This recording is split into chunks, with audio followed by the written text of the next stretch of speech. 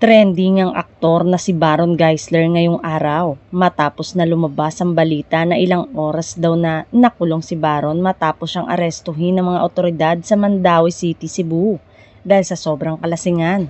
Sinabi ni Police Lieutenant Mercy Villaro, tagapagsalita ng Mandaue City Police Office, na nakatanggap sila ng ulat kaugnay sa sobrang kalasingan ng aktor.